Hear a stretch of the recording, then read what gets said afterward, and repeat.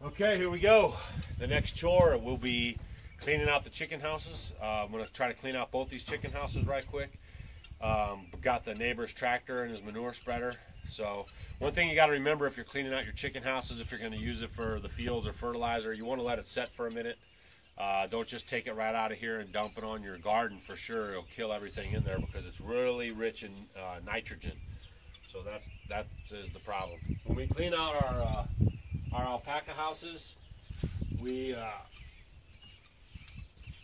put down some DE and some lime, some agricultural lime on the floors, and it helps kill any bugs or anything going on in there. So that's kind of what the plan is today. I want to say thanks again to everybody helping out with the water project. We're getting really close. We're over 1/5 of the way there, you know. So that's awesome. It's like I say, it's nice to know people care about little old Doug and Stacy. Now, one thing, you know, when you're, you know, if you're shoveling or working with your pitchfork, you know, don't try to, this is a trick I learned from the Amish. Don't try to just stab it and then just kind of pick it up, you know, with your hands. Get your knee kind of on there, you know, and use that as a lever, okay? A lot of times what people will do is they'll just stab it and then they'll try to lift that with their stomach hanging out. You shouldn't have your stomach hanging out. The wind's blowing, so my camera's moving around. But you should tuck your stomach in, and then, you know, don't just grab the manure and everything and try to lift up with the fork. Get your knee in there, and then kind of use your knee as like a brace, you know, your thigh and your knee, you know, whatever's comfortable for you in that area. And you'll see that you'll take quite a bit of load off your lower back, okay? Because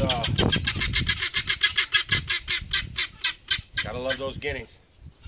But you don't want to throw your back out or anything while you're doing your homestead stuff. So you just kind of stab it, get your knee in there, your leg, and use your leg as like a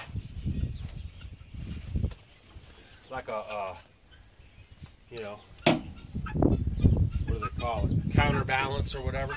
You know, you just don't stick your fork in there and just lift up with your upper body. You're gonna blow your back out for sure. So there's your homestead tip of the day. As far as that goes. All right, I'm gonna go dump this off in the manure spreader, and I'll be right back. All right, that only took a second, so I don't know how much of the cleaning out the chicken house you want to. Well, left the lights on here. I don't want to have a dead battery.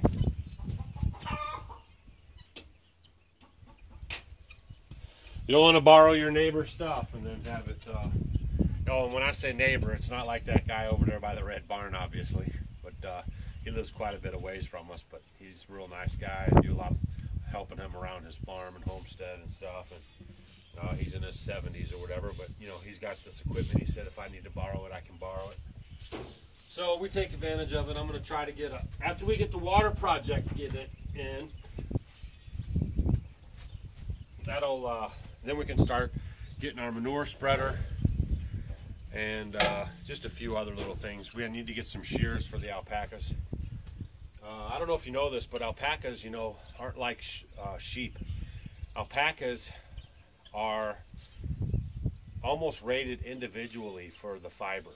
You know, it's not like where you get sheep and you just start shearing them and it's just called wool and that's just how it is. Each individual alpaca has what you call a micron count, and so that's why you'll see all kinds of pricing on it, from cheap dog, you know, we call them dogs, but you know, all I'm saying is bad genetics or whatever, versus a higher grade genetics with a lot of crimp in it. So that's what makes it kind of tricky on pricing. We don't know, ours are good genetics with crimp, and we don't know how we should be pricing it. So some people are getting a hold of us and we're just trying to go off of what we're finding on the net. So, you know, if you want to get some, we just ask you to make a donation to the PayPal or the GoFundMe site, and then you give us your address, and you know, we'll send you the fiber. So again, we want to say thanks to everybody for helping out. So like I say, I don't know how much you want to watch it cleaning out the chicken coop. I'll probably just splice this together with some other videos. I'm going to clean out this one, then clean out the other one. And try to get all my chores done before my mama gets home, so I don't get a spanking and get in trouble. Stacy goes into town on Tuesday nights, and she stays with her aunt, so that kind of helps us with the driving and the wear and tear on the truck. So she spends the night down there, and then I do the bachelor pad thing. And so she comes home tonight.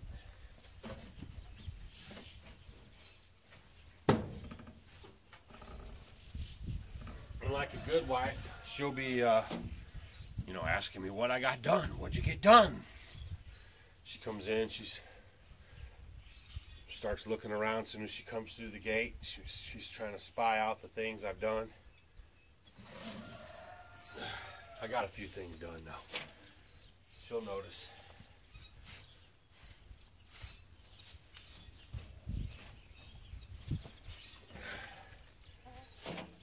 All right, well, I'll get this done, and then we'll put together a video for you.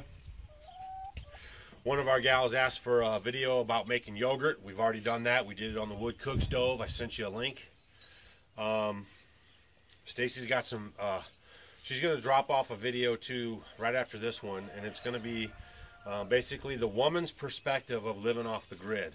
We've had some people contact us and they have some questions, like one guy wants to move off grid and maybe use a composting toilet, but his wife is kind of ickified by the idea of using a compost toilet. And that was a big thing for Stacy too, and she'll tell you in the video.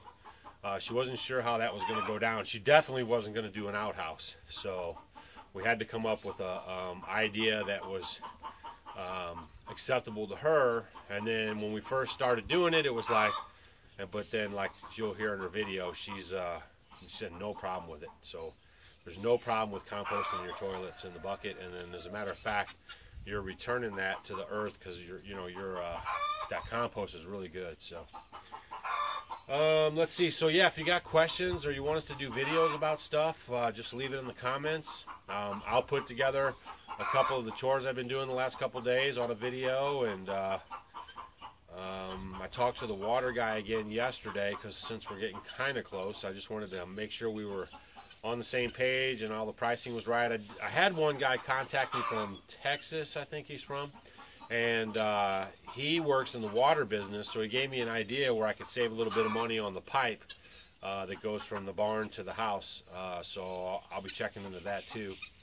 And so it's awesome when you get ideas. You know, you try to think you want to think you're thinking of everything, but that's why they say two brains is better than one, I guess, sometimes. But you don't want to have too many chiefs and not enough Indians, right? So we take all suggestions we take in, we evaluate, we check it out, and then we make decisions based on that, you know. So again, we want to say thanks for all the comments, all the people reaching out, trying to help. And, you know, we just want to put content on here that you're going to learn from, too. I mean, when that water project goes in, don't think for a second that, you know, a lot of people are going to be watching it. It'll probably be our best video series, if you will, that we put up to date, because I'm going to try to do a very in-depth kind of a deal, show you exactly what we're doing, how we're harvesting the rain, and how it's going to work as an end product in the cabin. So that'll be good business. So that's it. I'm going to finish cleaning up here, get my chores done. And, you know, if you got any questions, leave them. Make sure you hit the subscribe button. We appreciate all of our viewers. We're over 2,000 now. And, you know, just keep sharing us with your friends. And, you know, hopefully our main goal at our channel is to help people learn from our mistakes. And also, it's also for the people that want to do this but can't for some reason or won't, and that they can just live through us, you know. We have our channels that we like too, you know, that we're always logging on and seeing if they're on and everything. It's just kind of neat that you can develop. You know, they say YouTube killed the television, and I totally believe it.